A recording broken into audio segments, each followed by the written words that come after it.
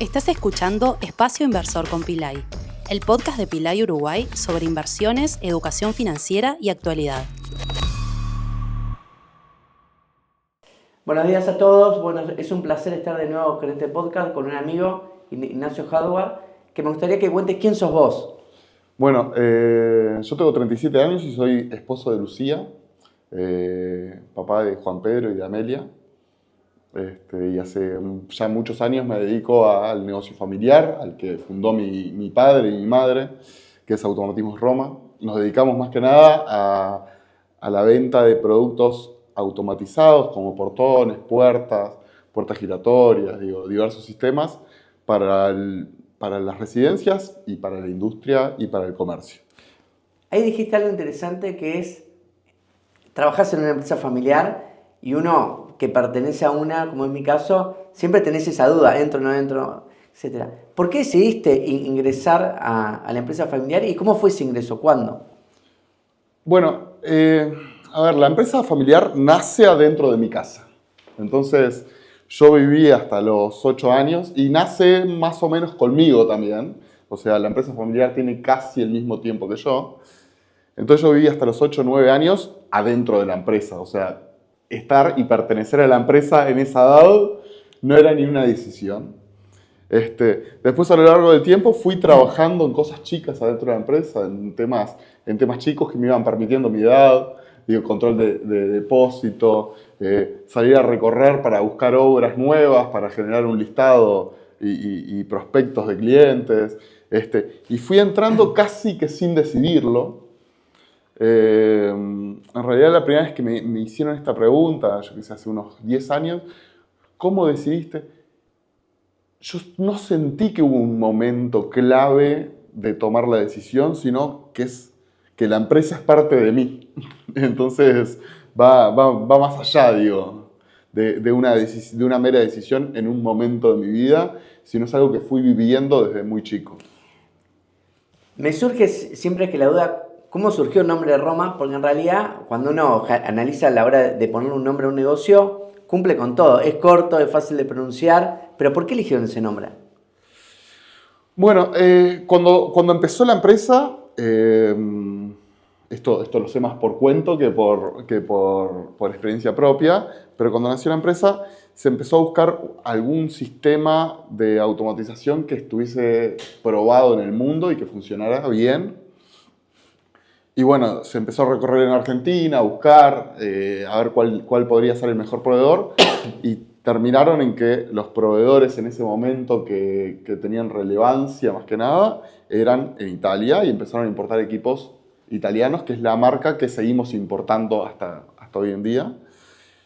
Y bueno, y en la búsqueda del nombre dijeron, bueno, en realidad tenemos esto y vamos por Roma, que parece un buen nombre para empezar. Interesante. Ahí me gustaría un poco que cuentes más en profundidad lo que venden, ¿tá? Yo soy uno de los compradores con Capilla Pilay, que ahora necesito una rampa de 15 metros, que creo que no hay otra en el mercado. Aparte, a ver, para los que están escuchando, es una rampa que tiene que funcionar bien porque dependiendo de la subida o de la bajada es si poder entrar a tu cochera o no. Y me gustaría también que profundices el tema de si conviene comprar, que es la gran duda que tenemos por ahí cuando vamos a comprar un motor de algo, si comprar el nacional, el chino, el italiano, o sea, esa gran duda que surge. Perfecto. Yo entiendo que acá lo importante más que nada es la adecuación, ¿tá? Nosotros somos importadores, pero también producimos un montón de productos de forma nacional, todo lo que es herrería, todo. En realidad, adecuarse a la realidad y a la situación del cliente, a lo que el cliente precisa, es lo esencial. Y uno usa recursos de distintos lados. Entonces, hay motores que están muy probados en Europa y están probados para la seguridad y uno aprovecha ese recurso. Y bueno, y después hay un tema local de lograr adecuarse de forma más perfecta a la realidad y a la situación y a la realidad de la configuración de espacios. que bueno, ahí utiliza el recurso local. Entonces, creo que ahí la respuesta es, y bueno, el recurso que mejor se adecúa es el que hay que tomar, y uno como empresa tiene que lograr tener esa flexibilidad. Ahí, ¿cómo venden ustedes? A ver, es una pregunta interesante en nuestro caso, porque nuestro cliente es variado, y es variado hasta dentro de una sola contratación. A ver, por ejemplo, Pilay ahora me compra la rampa móvil y luego se genera una copropiedad. Y entonces en un momento Pilay es mi cliente, luego la copropiedad es mi cliente, luego el administrador puede ser mi cliente. Entonces mi cliente tiene un montón de caras en un solo producto. Entonces, bueno, los canales de venta también tienen un montón de entradas diferentes, ¿no? A ver, hay una entrada, por ejemplo, que puede ser venderla a un desarrollador directo, como este caso. Hay otra entrada que puede ser venderla a la empresa constructora, o sea, que contrató el desarrollador. Otra entrada es venderla a un cliente final. Otra entrada para vender service por venta es venderla a los administradores. O sea, es como que el cliente tiene distintas etapas en la vida del producto. Ahí me viene como otra duda, tiene que ver con la parte de cliente, cómo seleccionar, porque a ver, uno ve, el suele decir, bueno, voy a automatizar por ahí el portón de ingreso a mi casa, o quiero hacer un portón de tal cosa, y decís, ¿por dónde empiezo? O sea, ¿qué tengo que tener en cuenta, Ignacio, en eso? Es como que se pierde uno, ¿tá? Y hay mucha variedad, porque por ahí uno cae, no sé, en Mercado Libre y ve y se encuentra miles de motores y dice, bueno, ¿pero cuál compro? Claro. ¿Vos cómo aconsejás en base a esa decisión del consumidor qué debería hacer? A ver, yo opino que tomar la decisión del tipo de portón que yo quiero como cliente es más difícil que nosotros como proveedor. Nosotros conocemos mucho las soluciones, entonces buscamos realmente tener un asesor que llega a la situación, ve y logra tomar esa decisión con el cliente, con empatía, buscando realmente cuál es la situación y qué es lo que se quiere lograr con el producto, ¿no? A ver, por ejemplo, no es lo mismo la seguridad que uno tiene que tener en un portón interior que en un portón exterior. No es lo mismo la terminación en un lugar que es un poco más industrial que un poco más residencial o un lugar comercial. Uno tiene que tener la flexibilidad y la empatía para entender y lograr adaptar soluciones a la realidad y a la situación del cliente. Está bien, o sea, volviendo un poco a la pregunta anterior que hablabas de lo que tiene que ver de la forma en que vendan, por lo que estoy entendiendo es, usted lo que basan es un asesoramiento para que el cliente realmente reciba el producto que necesita. ¿Tá? Correcto. No lo que piensa o sueña. No lo que piensa que necesita. A veces pasa mucho eso. Bueno, yo creo que quiero tal tipo de portón. Bueno, realmente, ¿qué es lo que precisás? O sea, ¿tú vas a estacionar un auto pegado al portón o no? O sea, ¿tenés esta realidad de seguridad o tal otra realidad de seguridad? O sea, intentar ir a fondo a ver realmente la necesidad. Cuando uno no llegó a la necesidad y vendió previo de llegar a la necesidad, normalmente se pueden generar problemas. Entonces, no estoy contemplando todas las facetas de lo que la solución representa. Después hay un tema que desvela tanto el desarrollador como el consumidor, que son las puertas corredizas. Porque uno dice, bueno, me compré un departamento, hay una puerta corrediza de ingreso, es seguro. Che, ¿por qué no me agregan rejas? El desarrollador dice, bueno, ¿cómo lo verá la gente? ¿Vale la pena? ¿Viste esa sensación? Y después, a la hora de comprar la puerta corrediza para poner, bueno, ¿qué hay que tener en cuenta? Porque uno piensa y dice, bueno, viene alguien fuerte, es así, me lo abre. ¿Vos Sí. qué opinás de eso? Bueno, a ver, como todo, a ver, el tema seguridad, la seguridad en términos absolutos no existe, ¿no? Y ahí volvemos al tema de la adecuación, ¿no? Tengo que adecuarme al nivel de seguridad que requiero en ese punto. Justo en las puertas automáticas, que es algo que estuvimos hablando últimamente, En las puertas automáticas hay puertas automáticas que están diseñadas para un shopping en que no trancan, no nada, abren y cierran y en realidad estoy resolviendo un problema operativo en un problema de seguridad, o sea. Y bueno, pero vienen accesorios o puertas automáticas determinadas que sí bloquean, que sí funcionan. Siempre tengo un vidrio, entonces volvemos. La seguridad no es absoluta, es relativa y uno busca lo que se adecue mejor a la situación de seguridad que se requiere. Después, la otra duda que a cualquiera que está en la industria vendiendo lo que sea es, ¿cómo venden ustedes sus productos? O sea, porque, esto que comentabas vos, hay algunas cosas que producís que es nacional, que le podrás poner un precio en pesos, importás, lo podrás poner en pesos o en dólares. ¿Cómo juegan ustedes el tema de pricing y los costos? ¿Tá? Que es algo que te encontrás también del otro lado con un desarrollador que por ahí vende en dólares, entonces te dice, che, Gimnasio, vendeme en dólares, en pesos. ¿Cómo se manejan ustedes ahí? Perfecto.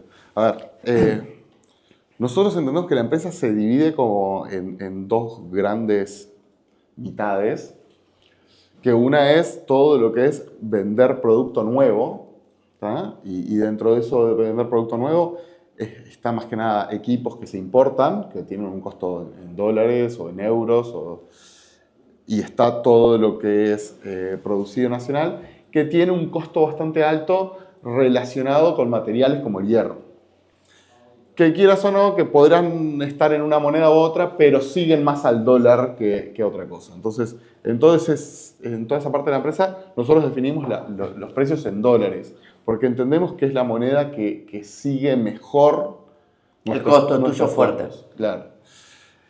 En la otra parte de la empresa, que es el servicio postventa, que es, bueno, tener mano de obra, técnicos, personal administrativo para asesorar, para registrar y para llevar ese sistema, es algo más asociado a mano de obra y con costos, obviamente, asociados a los pesos.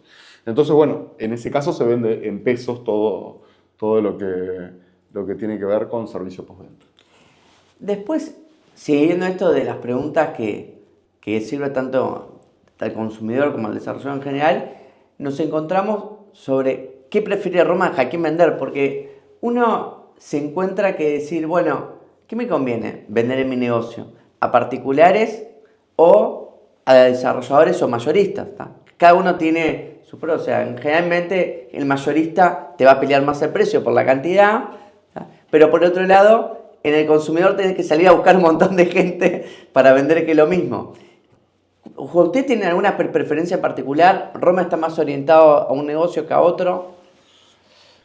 A ver, yo creo que el cliente natural es el que logra apreciar completamente todos los atributos que tiene uno como empresa. Y el producto que vendemos nosotros es un producto que no termina con la instalación, ¿ah? En una obra, digo, voy a cualquier ejemplo, por ejemplo, si uno coloca las placas de yeso y las placas quedaron bien, es muy probable que no vuelva a tener contacto con el instalador de las placas de yeso en ese proyecto en particular. En cambio, los automatismos de los portones va a ser un contacto permanente a futuro, por mantenimiento, por atención. Entonces, lo mejor es venderle al que está valorando el producto en su totalidad. Y ese que valora el producto en su totalidad es el desarrollador, sin duda. Un desarrollador lo valora en su totalidad y es el cliente final, ¿no? Porque el cliente final recibe el producto y después lo mantiene y lo usa y recibe nuestro servicio, y el desarrollador le interesa de punta a punta el negocio. Entonces, nosotros le vendemos muchísimo a empresas constructoras, pero el cliente que realmente nos valora a nivel absoluto es el que nos sigue durante todo el recorrido y lo disfruta. Te entiendo perfecto porque, a ver, tenés un negocio en realidad es que particular, porque, a ver, vos le vendiste después al desarrollador, pero después el que te lo está usando es el consumidor final, que son las personas que viven ahí, y hay todo un relacionamiento en general que por ahí ese mismo dice, che, yo tengo mi edificio, tal automatismo, anda bárbaro, y después lo termina poniendo en una casa, etcétera, Claro. y se comunica. ¿Hiciste, Nacho, vos personalmente algún negocio inmobiliario? ¿Y cómo te fue? Bueno, durante estos años de estar mucho en obra y de ser gustosos de lo técnico, en la dirección de la empresa hoy en día somos 3 personas, que es mi padre, mi hermana y yo, que somos los 3 ingenieros. Somos gustosos de lo técnico, participamos de las obras en distintas etapas de nuestra relación con la empresa y fuimos aprendiendo también de nuestros clientes. Y bueno, empezamos a hacer proyectos para nosotros mismos al principio.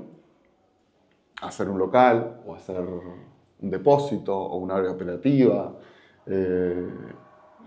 Y bueno, después nos fuimos proyectando a hacer otros tipos de construcciones, más que nada destinados a ser alquilados como locales comerciales. Y bueno, es una partecita de nuestro negocio que la tenemos en paralelo a la empresa. Sí, aparte es un punto a veces importante en el negocio de tener algo que te genere una renta pasiva, tenés un ingreso ahí que bueno, que ayuda porque uno nunca sabe cómo viene que la actividad de un negocio, entonces está bueno tener algún otro ingreso, aunque está fuera. ¿Te acordás, Nacho, algún error que cometiste y cómo lograste capitalizarlo? O sea, pero desde el punto de vista de la empresa en estos años. Bueno, yo creo que existen como dos grupos de errores, ¿sí? Yo creo que hay un grupo de errores, errores que son pasivos. Y el error pasivo es el que está relacionado con el miedo. No me largo a hacer este producto o no me largo a brindar este servicio porque hay un miedo oculto irracional. Y uno puede estar algunos años alrededor de ese miedo irracional. Entonces, eso es un trabajo continuo de buscar y salir a aniquilar miedos propios, ¿no? Y después existen errores activos, y ahí los separo en 2 grupos. En los que son una estimación equivocada, por ejemplo, una estimación equivocada de un flete, una estimación equivocada del costo de mano de obra, que son errores que si uno los sigue y los ve y sale a buscarlos, son errores que se dan de forma periódica, que lo importante ahí es seguirlos, encontrarlos para aprender. Pero yo creo que los errores que me cuestan más y que me cuestan más capitalizar son los errores que se relacionan con las personas de forma directa. Ok. ¿Está? Y los que se relacionan con las personas de forma directa son, bueno, tomé una persona que tenía otro trabajo y realmente no terminó de servir, por ejemplo, ¿no?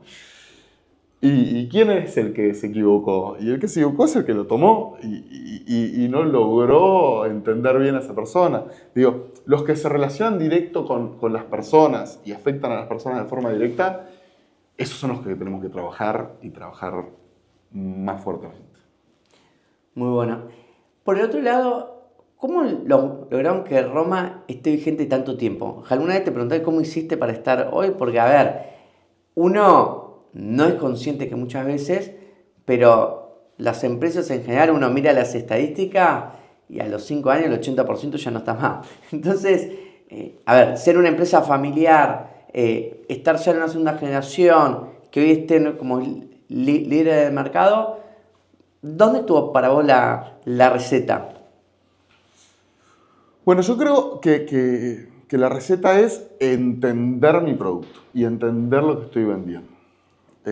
Muchas empresas venden, pero no saben muy bien qué es lo que están vendiendo.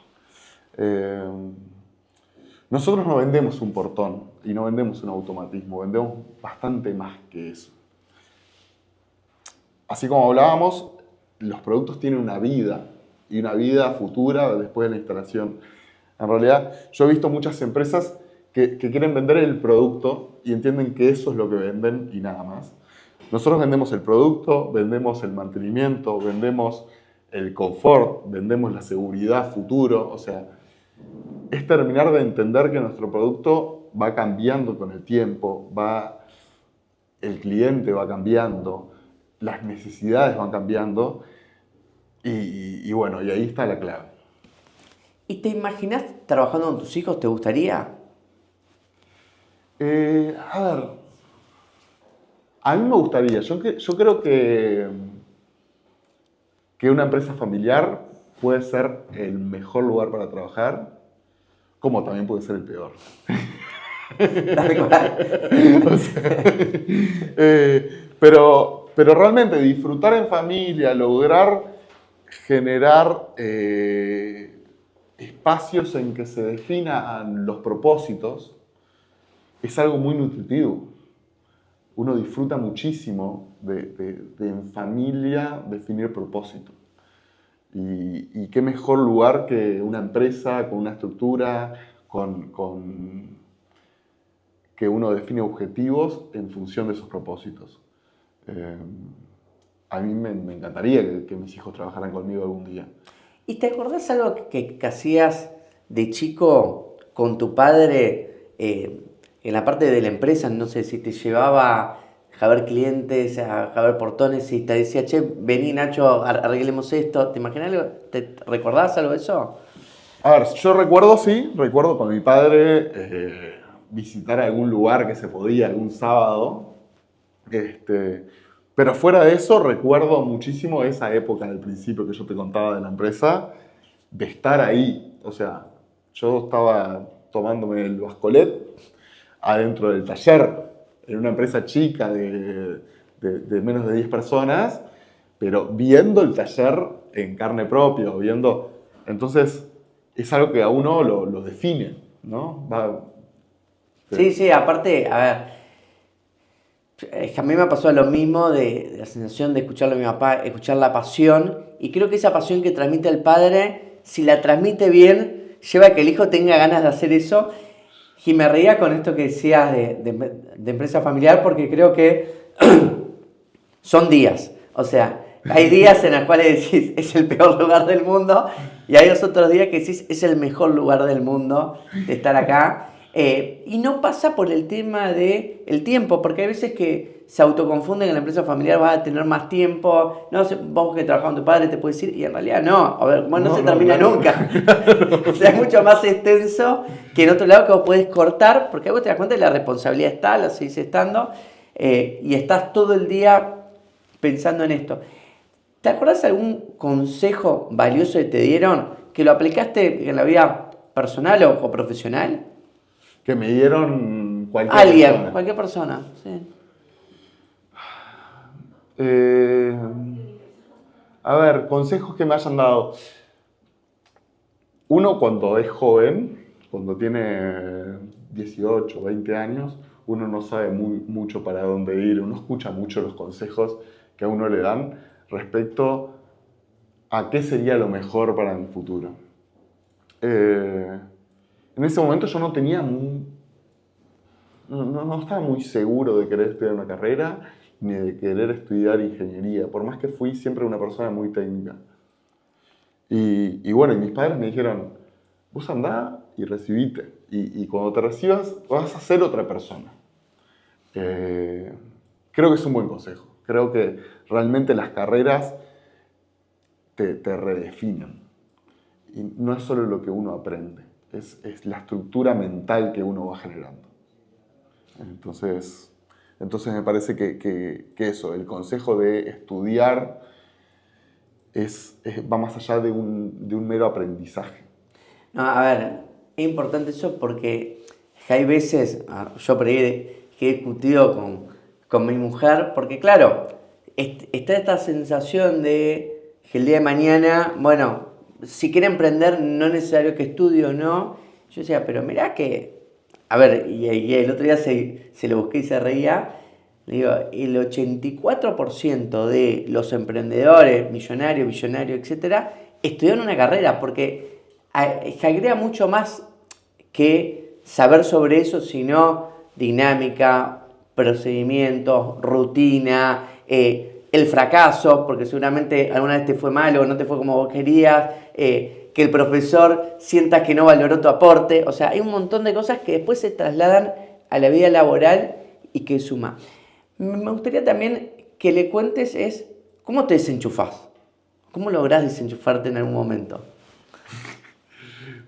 Bueno, justo hablando de eso y hablando del tema de que la empresa familiar a veces no se acaba nunca, a veces es más difícil. Digo, uno tiene que ponerse límites a sí mismo para desenchufarse. Eh, para mí ahí mi familia cercana, digamos, mis hijos, mi mujer, son ultra importantes. Eh, volver a sentir eso, que es importante estar ahí y estar con tus hijos presente, y presente en todo sentido, es algo que te desenchufa, porque realmente te requiere una atención plena. Creo que eso es algo que tenemos que aprender a hacer, tener una atención plena con nuestros hijos, porque solo cuando tenés la atención plena logras entenderlos, logras generar una transformación real y una marca real en ellos para el futuro. ¿Cómo haces para mantener vigente la empresa con productos? Porque, a ver, yo sé que, a ver, hasta has comprado, a ver, para distribuir robot de piscina, y uno dice, ¿qué tiene que ver con automatismo Roma? Entonces, me genera esa curiosidad de dónde está tu amplitud, dónde buscas nuevas alternativas de negocio, o sea, ¿cómo piensa Nacho en ese punto? Bueno, para mí ahí hay como dos cuestiones. Una es, ¿podemos hacerlo? ¿No? O sea, podemos hacerlo cuando nos ponemos a evaluar un nuevo producto. Por ejemplo, un producto que está o sea, que hoy se está desarrollando muy bien, es todo lo que es venta de productos para personas con discapacidad o para movilidad doméstica. ¿Podemos hacerlo? Bueno, sí, podemos hacerlo. ¿Es realmente un producto que hoy es nicho, que va a tener crecimiento? Si esa respuesta es sí, en realidad nosotros seguimos para adelante y crecemos y ampliamos. Y ampliamos nuestra cartera de productos. Yo veo otras empresas que se mantienen en unos productos más acotados. Nosotros realmente no nos da miedo ampliar y seguir ampliando y seguir generando nichos nuevos. Creo que habiendo capacidad técnica para la resolución y teniendo un equipo de trabajo comprometido, los productos se pueden agregar hasta el nivel en el que estamos hoy de forma correcta. En realidad ya hace algunos años empezamos a bajar porque en un momento veníamos creciendo a una velocidad abismal, pero bueno, es eso, puedo hacerlo y realmente es un nicho y bueno, y intentamos zambullirnos a los productos. Ahí, a ver, marcaste un punto interesante que es esto de ir creando productos como para mantener a la empresa vigente y seguramente creáis que nuevos nichos que vienen después. Pero estás teniendo la capacidad de matar algunos productos, eso de decir, este ya no me es redituable, lo tenemos que sacar del catálogo, pero bueno, la verdad que se me ocurrió en tal momento, le tengo cariño. O sea, ¿has logrado eso de poder matar un producto? Bueno, sí, hemos sacado algunos productos de menos importancia para el negocio en sí y que generan una carga importante. En un momento estuvimos muy metidos en buscar una solución para los parking, que luego la fuimos abandonando. En realidad, ahora estamos yendo hasta el nivel de generar un control de acceso vehicular, ya sea por RFID o por tarjetas o lo que sea, con barreras, pero paramos en el parking, ¿no? Porque el parking tiene un montón de situaciones, facturaciones, uno le vende un software para facturar, o sea, uno se mete un poquito más, y bueno, y ahí dimos un pasito atrás. O sea, dimos un pasito para adelante y después volvimos para atrás y tuvimos la capacidad de hacerlo. Y bueno, y a veces es difícil. Sí. A veces es difícil porque juega el ego, juegan un montón de cosas, en esas decisiones. Ahí, como para ir cerrando, ¿cuál es el producto estrella de ustedes? Porque esto que uno ve que hacen un montón de cosas, mira el trueno y uno no sabe. Bueno, yo creo que la otra vez lo hablábamos y yo creo que cuando la empresa empezó, si no hubiésemos tenido las rampas móviles, la empresa no sería lo que soy. O sea, no hubiese tenido el primer disparo de crecimiento. Yo creo que cuando uno analiza el nacimiento de las empresas, hay un primer impulso, hay una primera decisión correcta. Y después de que esa decisión correcta se generó y uno se estabiliza, bueno, uno navega y puede ir creciendo, pero uno precisa ese disparo y ese impulso y uno lo ve en todas las historias de las empresas. Y creo que en este caso fueron las rampas móviles. Cuando Automatismo Roa empezó a hacer rampas móviles, lo que se vendía en el mercado, que sigue habiendo alguna instalada, sí, era algo muy malo, porque tenía muy mala seguridad, o sea, tenía un riesgo muy alto en el uso, porque eran rampas no contrapesadas o no 100% contrapesadas, si se rompía un componente se podían desplomar. Tenían un problema, y aparte tenían un problema operativo muy grande. Y en ese momento se hizo un sistema y se patentó. Y desde ese momento hasta ahora hemos vendido más de 500 rampas seguro. Entonces, y eso generó aparte un service postventa de darle seguimiento a ese sistema, poder crecer la estructura, hacer crecer la estructura, entonces tener un tamaño de empresa que se puede proyectar a crecer un poco más. A mí por ahí es que me gusta que relacionar productos con otra industria y todo. Y claro, y uno por ahí en tu industria se imagina decir, Nacho, en realidad lo que venden sí, es la rampa o tal cosa. Y en realidad es un negocio mucho más amplio que uno, a ver, ha sucedido ejemplos como el de Gillette, que uno dice, ¿qué vende? Vende la máquina de afeitar y en realidad no, los tipos te dicen la máquina de afeitar te la regalamos, el negocio está en los repuestos. Claro. Y en lo tuyo seguramente es el mantenimiento después posterior, es un gran negocio que lo deben tener. Ahora, desde el punto de vista de, como para cerrar, de algún hito personal o profesional que vos decís, la verdad de esto yo me siento orgulloso de que lo logré, de que me cambió la vida en cierta medida. A ver, creo que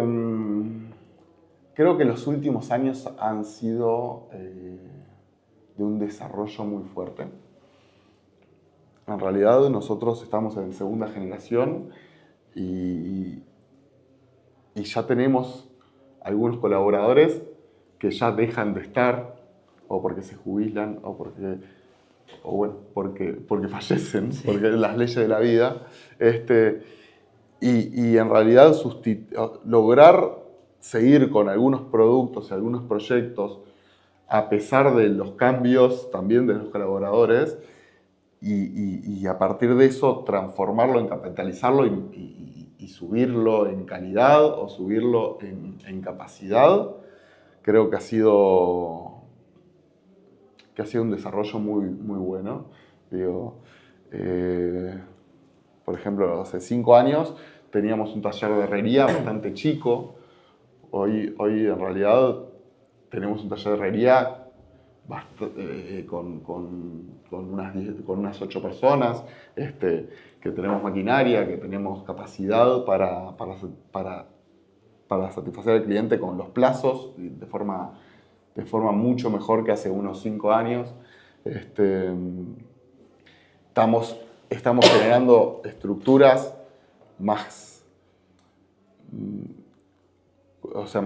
armónicas en el tiempo de servicio postventa y estamos desarrollando sistemas de software para poder seguir esos sistemas de mantenimiento. Entonces, hay mucho que crezca un poco más y el desafío se presenta Constante. De forma constante, sí. Bueno, es que muchas gracias a todos y bueno, nos estaremos viendo. Bueno, muchas gracias.